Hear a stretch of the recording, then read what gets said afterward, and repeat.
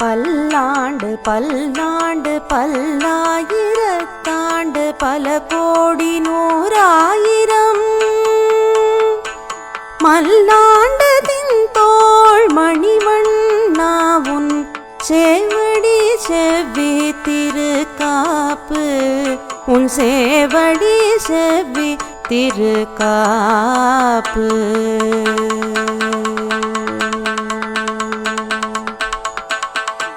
அன்பர்கள் அனைவருக்கும் வணக்கம்.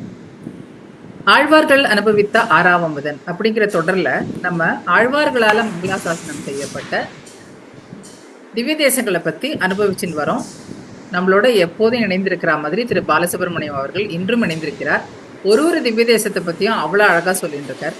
நான் முதலியே கடைசியில சொல்றது இன்னைக்கு முதலியே சொல்றேன், கடைசி வரைக்கும் அந்த ப்ரோக்ராமை பாருங்கோ. நிறைய விஷயங்கள் அவர் ஷேர் பண்றார்.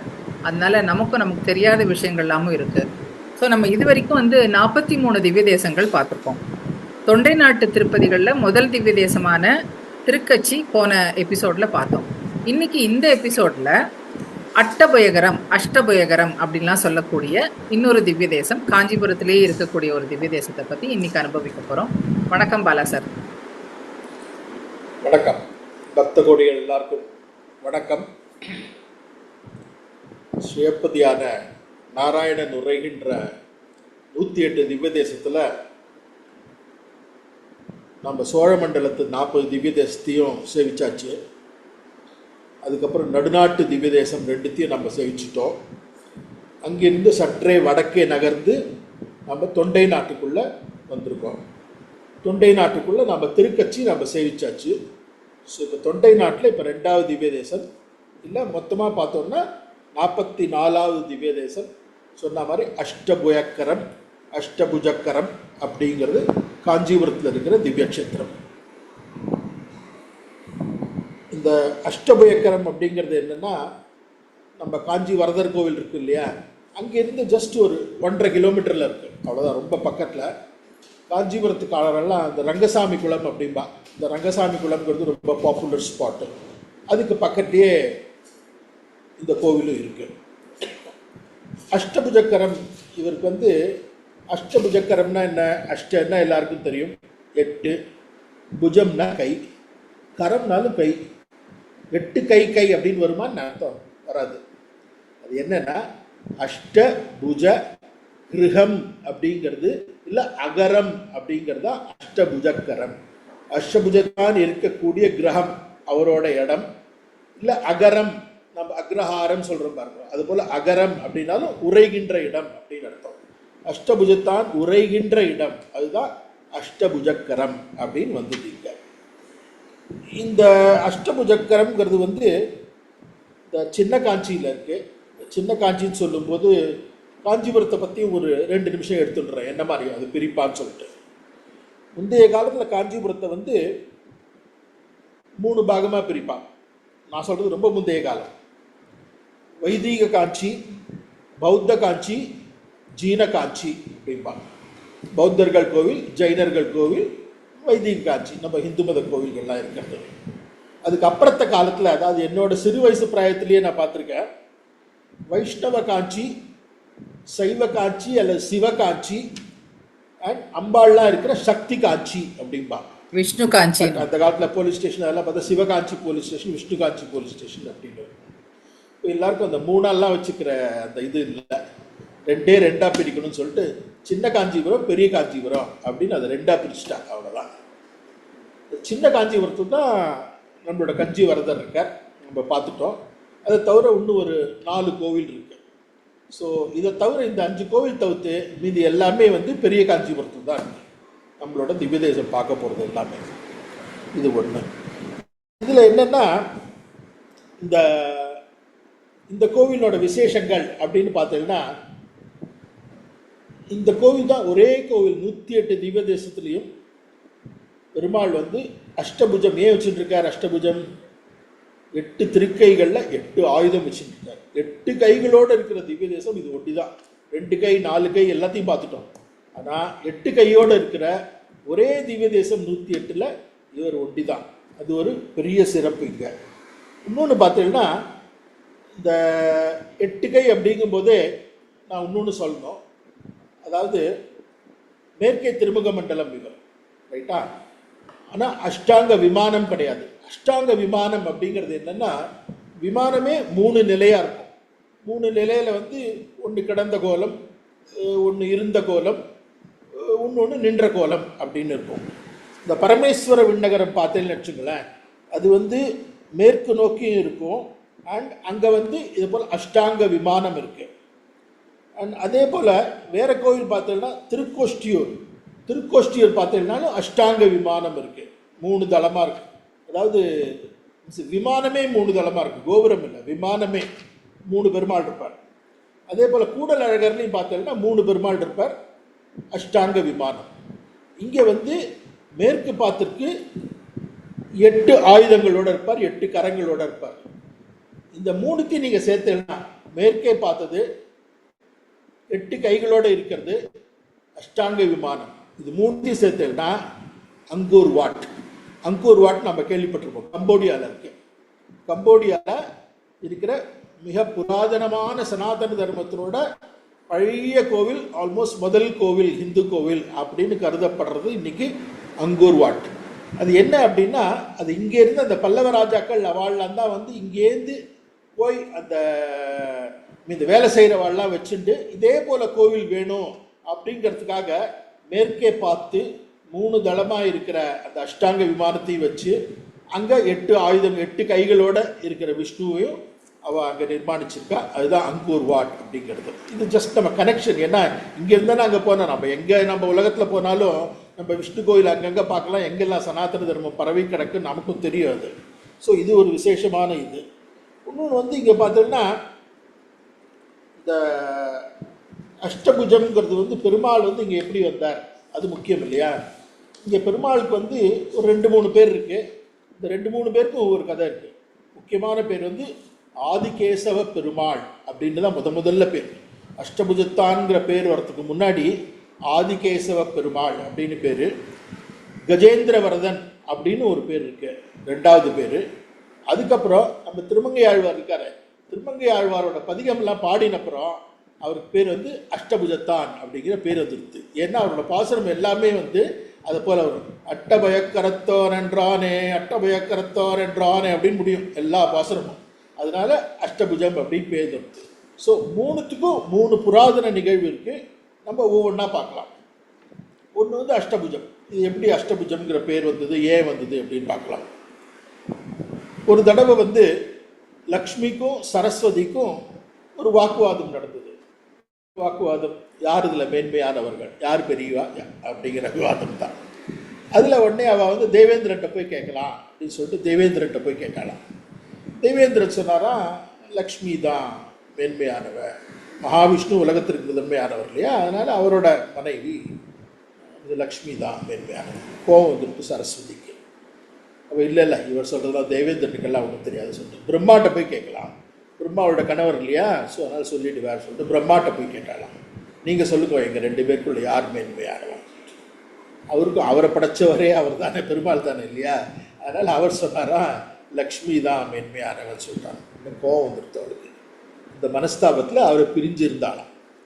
அவரை பிரிஞ்சு இருந்த அந்த காலத்தில் இவர் வந்து பிரம்மா வந்து ஒரு யாகம் பண்ணணும் அப்படின்னு ஒரு யாசை. அந்த யாகத்துக்கு வந்து காஞ்சிபுரத்து தான் இவர் பண்ணுறார். இவர் யாகம் வந்து லோகக்ஷேமத்துக்காக பண்ணுறார். இவர் எந்த யாகம் பண்ணும்போதும் பாரியா இல்லாமல் நான் முன்னாடியே சொல்லியிருக்கேன், ஒரு தர்ம காரியம் பண்ணக்கூடாது, பண்ணினா அது உபயோகமும் இல்லை, ஒரு புண்ணியமும் தராது, பலனும் தராது அப்படின்பா. அதனால் பாரியாவோட என்ன பண்ணுறது, சரஸ்வதி கூப்பிட்டா வரமாட்டேங்கிறார். அதனால் அப்பத்துக்கு அவர் என்ன பண்ணார், இந்த காயத்ரிங்கிற சாவித்திரியை வச்சுட்டு அவர் வந்து அந்த யாகத்தை பண்ணினார். அவர் அந்த யாகத்தை சாவித்திரி வச்சு பண்ண ஆரம்பிச்சிட்டார். அப்படின்ன உடனே சரஸ்வதி என்ன பண்ணினா, அவளுக்கு மகா கோபம் வந்துடுது. அவள் ஒவ்வொரு தடங்களாக கொடுத்துட்டு இருந்தாள். அந்த ஒவ்வொரு தடங்கள்லையும் பெருமாள் வந்து பிரம்மாவை காப்பாற்றி ரட்சிச்சு அந்த யாகத்தை நடத்துறதுக்கான அந்த வேலையெல்லாம் பண்ணார் பாருங்க. அந்த ஒவ்வொரு இடமும் தான் நீங்கள் பார்த்தீங்கன்னா இங்கே காஞ்சிபுரத்தில் ஆல்மோஸ்ட் ஒவ்வொரு கோவிலும் இருக்கும், இந்த 4-5 கோவில். இதுக்கு இன்னொரு சான்று என்ன நீங்கள் பார்த்தீங்கன்னா, இங்கே வந்து இவர் இருக்கார, இவர் வந்து அஷ்டபுஜத்தான் வந்து சித்திர ரோகிணி. மீதி பெருமாள்லாம் நிறைய பார்த்தீங்கன்னா சித்திர ரேவதி, சித்திரஹஸ்தம், சித்திரஸ்வாதி அப்படின்னு இருக்கும். ஸோ எல்லாமே சித்திர நட்சத்திரத்தில் வரும்போது ஸோ ஒவ்வொரு நாள் ரெண்டு நாள் கழிச்சு ஒவ்வொரு தடங்களாக வருது பாருங்க. ஸோ எல்லா பெருமாளுமே அவதாரம் பண்ணது வந்து அந்த மாதம் அப்படிங்கிறதுலேருந்து நமக்கு என்ன தெரியறதுன்னா இது எல்லாமே ஒரே நிகழ்வோட சம்பந்தப்பட்டிருக்கு அப்படின்னு நாம் தெரிஞ்சுக்கலாம். ஸோ இதான ஒன்று என்னாச்சு, இங்கே வந்து என்ன பண்ணா லக்ஷ்மி வந்து இங்கே என்ன பண்ணா, இங்கே என்ன தடங்கல் பண்ணா அப்படின்னா அவள் காளி இருக்கா பாருங்க, காளி ஒன்றத்தை உருவாக்கி காளியோட அரக்கர்கள்லாம் சேர்த்து அந்த யாகத்தை அழிக்கிறதுக்காக அமிச்சாலாம். இந்த காளி வந்த உடனே என்ன பண்ணாராம், பெருமாள் என்ன பண்ணாராம், அப்போ தான் அவர் 8 கைகளோட அவதாரம் எடுத்து 8 கைகள்னு ஒவ்வொரு ஆயுதத்தை எடுத்துட்டு இந்த காளியை அடக்கி அரக்கர்கள் எல்லாரையும் அழிச்சாராம். இதுக்கு சான்றா அங்கேயே வந்து கருங்காளி அப்படின்னு சொல்லிட்டு ஒரு சன்னதி இருக்குது, நம்ம மெயின் சன்னதிக்கு பக்கத்துலேயே வந்து கருங்காளி அம்மன் சன்னதி அப்படின்னு ஒன்று இருக்குது, கோவில் ஒன்று இருக்குது, அங்கேயே நம்ம போய் பார்க்கலாம். இது வந்து அங்கே சான்று அப்படின்பா. ஸோ இந்த 8 ஆயுதம் இருக்குது பாருங்க, அந்த 8 ஆயுதம் என்னென்னா 4 கை இந்த பக்கம், 4 கை இடது பக்கம். நீங்கள் வந்து இந்த இடது பக்கம் பார்த்தீங்கன்னு வச்சுக்கோ, இடது பக்கத்தில் சங்கு வச்சுட்டு இருப்பார், வில் வச்சுட்டு இருப்பார், அந்த ஷார்கம் கேடயம் வச்சுட்டு இருப்பார், கதை வச்சுட்டு இருப்பார். இது 4 ஆயுதமும் இடது கைகளில் வச்சுட்டு இருப்பார்.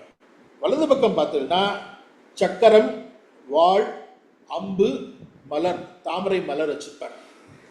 சுவாமி 8 ஆயுதம் சொன்னேன், 8 ஆயுதம்ல 7 ஆயுதம் எங்களுக்கு புரியுறது, இந்த ஒரு தாமரைங்கிறது அது எப்படி இது போல் ஆயுதம் ஆகும் அப்படின்னு கொஞ்சம் எல்லாருக்கும் ஒரு கேள்வி வரும்.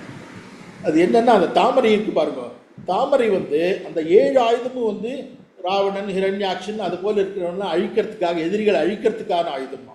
இந்த தாமரை மலர்ங்கிறது வந்து ஆழ்வார்கள் நம்ம போல பக்தர்கள் எல்லாரையும் அப்படியே கவர்றதுக்காக கவர்ந்து அப்படியே விழ வச்சுருவார், அப்படியே மயங்க வச்சுருவார் அவர்.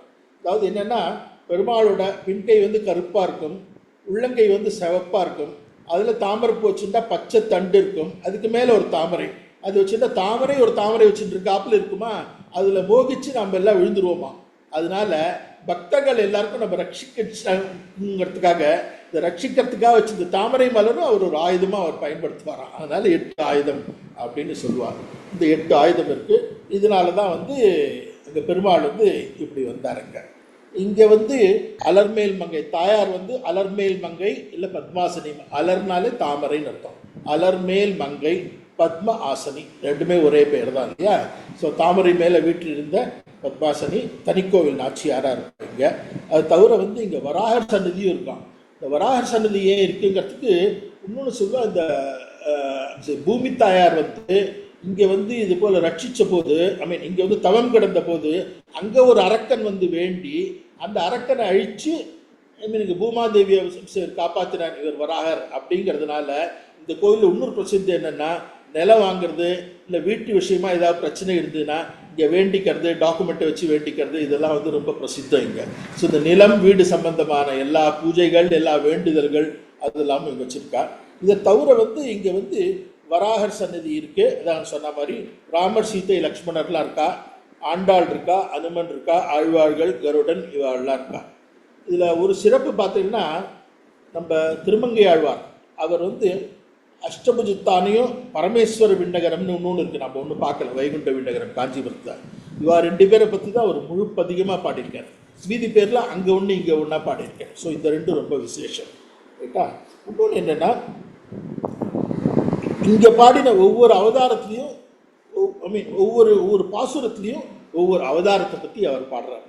அது போல் ஒரு இது பாஞ்சராத்திர ஆகமத்தில் இருக்குது. இப்போ நாம் வந்து ஒரு பேர் தான் பார்த்துருக்கோம் இல்லையா, இது மட்டும் வந்து என்ன பேர் பார்த்துருக்கோம், அஷ்டபுஜத்தான் அப்படிங்கிறது. ஆதிகேசவ பெருமாள் அப்படின்னு சொல்கிறாங்க இல்லையா, ஆதிகேசவ பெருமாள்ங்கிறத பற்றி, அதை பற்றி கேசம் அப்படின்னா எல்லாருக்கும் தெரியும், அழகிய குழலை உடையவன் அப்படின்னு தெரியும். நம்ம நிறையா வாட்டி பார்த்தோம்னா பெருமாளுக்கு வந்து முன்னழகோடு நம்ம பின்னழகையும் நம்ம பார்க்கணும் நம்ம உற்சவர் வரும்போது. ஸோ அழகான திருக்கேசத்தை உடையவன் அப்படிங்கிற அர்த்தம். இன்னொரு அர்த்தம் என்னென்னா, நீங்கள் வந்து கேசி அப்படிங்கிற அரக்கன் வந்து குதிரை ரூபத்தில் கிருஷ்ணாவதாரத்தில் வந்தான், அந்த குதிரையை அழிச்ச, அதனால கேசவன் அப்படிங்கிற பேர். கேசவன்கிற பேர் வந்து ரொம்ப அதிமுக்கியம். என்னென்னா, வைஷ்ணவர்களுக்கெல்லாம் தெரியும் 12 திருநாமங்கள் 12 இருப்பா இல்லையா, அதில் வந்து முதல்ல வந்து கேசவா, நாராயணா, மாதவா, கோவிந்தா, விஷ்ணு, மதுசூதனா, திரவிக்ரமா, வாமனா, ஸ்ரீதரா, ரிஷிகேஷா, பத்மநாபா, தாமோதரான்னு 12 இட்டுப்பா. ஸோ ஒவ்வொரு திருமணம் இட்டுக்கும் போதும் ஒவ்வொரு பேரை சொல்லிட்டு நாமத்தை சொல்லிட்டு இட்டுக்கிறோம். அதே போல் ஸ்ரீசூர்ணம் இட்டுக்கிறா பாருங்க, அப்பயும் இது போல் 12 பேர் சொல்கிறோமா. அது என்னெல்லாம்னா ஸ்ரீ, அமிர்தோத்பவா, கமலா, சந்திரசோகினி, விஷ்ணுவத்னி, வைஷ்ணவி, வராரோகா, ஹரிவல்லபா, சார்ங்கிணி, தேவதேவி, மகாலட்சுமி, லோகசுந்தரி. இந்த 12 நாமா சொல்லி தான் 12 ஸ்ரீசூர்ணம் சொல்லுவாள். அதை இட்டுக்கணுமா. ஸ்ரீசூர்ணங்கிறது மறுபடி ஸ்ரீசரணம் நம்ம சொல்ல ஆரம்பிச்சிட்டோம் நம்ம இந்த காலத்தில். ஸோ இது என்னத்துக்காக நான் சொன்னேன்னா, அந்த 12 நாமத்தில் முதன்மையான நாமம் கேசவன். ஸோ அந்த கேசவன் ஆதிகேசவன், ஆதிங்கிறதா இருக்கிறதுக்குள்ள முதலானவர் அப்படிங்கிறது அர்த்தம். ஸோ இந்த ஆதிகேசவன் அப்படின்ட்டு வந்தார். ரைட்டா? ஸோ இது 2 சொல்லிட்டேன். ஆதிகேசவன் பற்றியும் சொல்லிட்டேன், அண்ட் அஷ்டபுஜத்தானை பற்றியும் சொல்லிட்டேன். கஜேந்திரவரதன் இன்னும் ஒரு பேர் இருக்க, அதுக்கு என்ன அப்படின்னா அதுக்கு ஒரு தனி கதை இருக்குது. அதை அடுத்த வாரம் பார்ப்போம். நமஸ்காரம்.